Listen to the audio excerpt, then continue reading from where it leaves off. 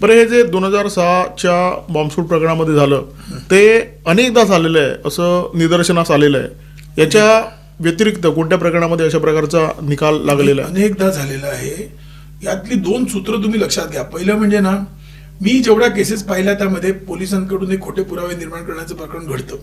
काही वेळा पोलिसांची खात्री असते की कोणीतरी आरोपी हा गुन्हेगार आहे आणि त्या साक्षीमध्ये त्रुटी भरून काढण्यासाठी काही ते असे त्यांचा ज्याला आपण म्हणतो ना fill in the gaps, fill in the gaps, habitual witness किंवा असा असतो तो ते उभ्या करतात.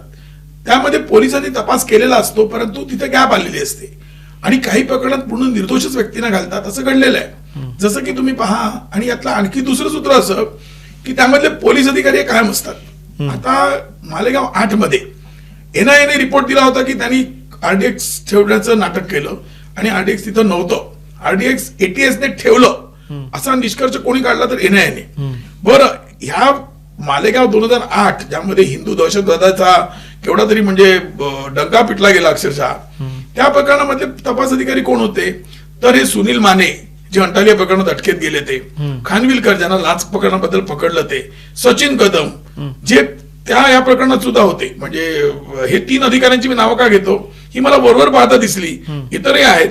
ही 3 नावं आहेत ही मालेगाव 8 मध्ये सुद्धा आहेत आणि ही या ट्रेन ब्लास्ट केस मध्ये सुद्धा आहेत. लोकल